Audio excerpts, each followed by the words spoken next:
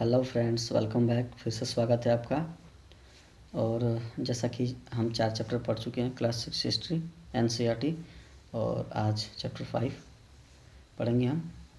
तो इसमें हमारा जो चैप्टर है वो राज्य, राजा और एक प्राचीन गणराज्य, यानी यहाँ पे कुछ राजाओं के बारे में समझेंगे, कुछ राज्य के बारे में जानेंगे और एक प्राचीन गणराज्य जो था उसके बारे में जानेंगे हम। चलिए स्टार्ट करते हैं।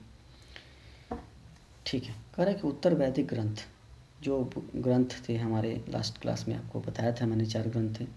उसके बाद से जो ग्रंथ बने उसको बोलते हैं उत्तर वैदिक ग्रंथ। सामवेद, यजुर्वेद, अथर्ववेद, ब्राह्मण, उपनिषद और अन्य ग्रंथ जो ऋग्वेद के बाद रचे गए, यानी सबसे पुराना ऋग्वेद, उसके बाद ये सब रचे गए। वैदिक काल में पुरोहितों ने लोगों को 4 भागों में बांटा था। जो भी पहले के लोग थे पुरोहित लोग, उन्होंने लोगों को 4 कैटेगरी किया था: ब्राह्मण, क्षत्रिय, वैश्य और शूद्र। सबको पता है, ठीक है। तो ब्राह्मण लोग क्या करते थे? वेदों में अध्ययन और यज्ञ कराते थे। क्षत्रिय लोग युद्ध करते थे, रक्षा करते थे। वैश्य लोग कृषि, पशुपालन, व्यापारी काम करते थे अपना। और शूद्र लोग तीनों वर्गों की सेवा करते थे। दास प्रथा एक तरह से समझ लीजिए। पुराने जनपद, जन के बसने की जगह, यानी जहाँ पे लोग रहते थे भाई वहाँ जनपद बोलेंगे, सीधी सी बात है। जैसे दिल्ली हो गया, उत्तर प्रदेश में मेरठ हो गया, हस्तिनापुर हो गया, ये सब पुरानी जगह हैं। अभी तो सब जगह जनपदें हैं, समझा रहे ना? हाँ। एक पॉइंट है, चित्रित धूसर पात्र। एक पात्र होता था, बर्तन जिसको बोलते हैं। तो बर्तनों को जो धूसर है लाल रंग से कलर कर देते थे और कुछ चित्र बना देते थे, ठीक है, उसी को बोलते थे। कौशाम्बी नगर के बारे में समझते हैं। उत्तर प्रदेश के ये प्रयागराज जिले में स्थित था। इसका निर्माण लगभग 2500 वर्ष पूर्व हुआ था। कौशाम्बी प्राचीन काल में वत्स महाजनपद की राजधानी थी, ठीक है। 16 महाजनपदों में से एक वत्स महाजनपद था, जिसकी राजधानी क्या थी? कौशाम्बी थी, ठीक है। यानी सेंट हिस्ट्री में आप पढ़ेंगे ये सब। राज्य कौशाम्बी और राजधानी क्या हो जाएगा इसका? ठीक है, महाजनपद राज्य। मगध एक राज्य था। मगध सबको पता होगा भाई, मगध से ही हमारा बिहार बना है। गंगा और सोन जैसी नदियाँ मगध से होकर बहती थी। इस क्षेत्र में लौह अयस्क की खदानें थीं। मगध के 2 बहुत शक्तिशाली शासक हुए, बिंदुसार और अजातशत्रु, ठीक है। मगध एक ऐसा क्षेत्र था जो आपका गंगा का दक्षिण क्षेत्र था। यहाँ से 2 नदियाँ बहती थी और वहाँ पे लौह अयस्क बहुत ज़्यादा मिलती थी, यानी खनिज पदार्थ बहुत ज़्यादा मिलते थे, जिससे वहाँ के जो लोग थे बहुत अच्छे तरीके से अपना जीवन यापन करते थे। मगध में 2 बहुत शक्तिशाली शासक हुए, बिंबिसार जो वास्तविक संस्थापक था और इसका बेटा अजातशत्रु, ठीक है। ये 2 लोग बहुत ही इम्पोर्टेंट थे। तो महापद्मानंद भी एक महत्वपूर्ण शासक थे इनमें से, लेकिन ये 2 इम्पोर्टेंट है। बिहार में राजगीर कई सालों तक मगध की राजधानी बनी रही, बाद में पाटलिपुत्र।